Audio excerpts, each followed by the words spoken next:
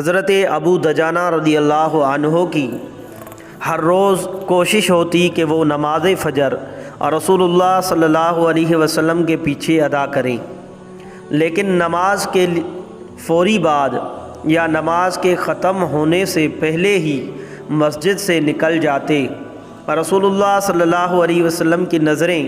ابو دجانہ کا پیچھا کرتیں۔ جب ابو دجانہ کا یہی معمول رہا تو ایک دن رسول اللہ صلی اللہ علیہ وسلم نے ابو دجانہ کو روک کر پوچھا، اے ابو دجانہ، کیا تمہیں اللہ سے کوئی حاجت نہیں ہے؟ ابو دجانہ کہنے لگے، کیوں نہیں اے اللہ کے رسول صلی اللہ علیہ وسلم، میں تو لمحہ بھر بھی اللہ سے مستغنی نہیں ہو سکتا۔ اور رسول اللہ صلی اللہ علیہ وسلم فرمانے لگے، تب پھر آپ ہمارے ساتھ نماز ختم ہونے کا انتظار کیوں نہیں کرتے اور اللہ سے اپنی حاجات کے لیے دعا کیوں نہیں کرتے؟ ابو دجانہ کہنے لگے، اے اللہ کے رسول صلی اللہ علیہ وسلم، دراصل اس کا سبب یہ ہے کہ میرے پڑوس میں ایک یہودی رہتا ہے جس کے کھجور کے درخت کی شاخیں میرے گھر کے صحن میں لٹکتی ہیں، اور جب رات کو ہوا چلتی ہے تو اس کی کھجوریں ہمارے گھر میں گرتی ہیں۔ میں مسجد سے اس لیے جلدی نکلتا ہوں تاکہ ان گری ہوئی کھجوروں کو اپنے خالی پیٹ بچوں کے جاگنے سے پہلے چن کر اس یہودی کو لوٹا دوں، مبادا وہ بچے بھوک کی شدت کی وجہ سے ان کھجوروں کو کھا نہ لیں۔ پھر ابو دجانہ قسم اٹھا کر کہنے لگے، اے اللہ کے رسول صلی اللہ علیہ وسلم، ایک دن میں نے اپنے بیٹے کو دیکھا جو اس گری ہوئی کھجور کو چبا رہا تھا۔ اس سے پہلے کہ وہ اسے نگل پاتا، میں نے اپنی انگلی اس کے حلق میں ڈال کر کھجور باہر نکال دی۔ اللہ کے رسول صلی اللہ علیہ وسلم، جب میرا بیٹا رونے لگا تو میں نے کہا،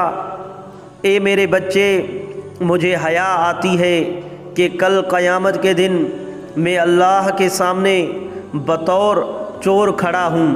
سیدنا ابو بکر رضی اللہ عنہ پاس کھڑے یہ سارا ماجرا سن رہے تھے۔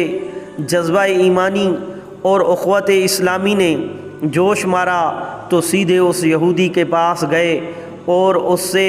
کھجور کا پورا درخت خرید کر ابو دجانہ اور اس کے بچوں کو ہدیہ کر دیا۔ پھر کیوں نہ اللہ سبحانہ و تعالی ان مقدس ہستیوں کے بارے یہ سند جاری کرے، اور رضی اللہ عنہم ورضوا عنہ، اللہ ان سے راضی ہوا اور وہ اللہ سے راضی ہوئے۔ چند دنوں بعد جب یہودی کو اس سارے ماجرے کا پتہ چلا تو اس نے اپنے تمام اہل خانہ کو جمع کیا اور رسول اللہ صلی اللہ علیہ وسلم کے پاس جا کر مسلمان ہونے کا اعلان کر دیا۔ الحمدللہ علی نعمت الاسلام۔ عزیزو، حضرت ابو دجانہ تو اس بات سے ڈر گیا تھا کہ اس کی اولاد ایک یہودی کے درخت سے کھجور کھانے سے کہیں چور نہ بن جائے، اور آج ہمارا کیا حال ہے کہ آج ہم اپنے مسلمان بھائیوں کا مال ہر ناجائز طریقے سے کھائے جا رہے ہیں، کیسے کرپشن کر رہے ہیں، اور ہمارے کان میں جوں تک نہیں رینگتی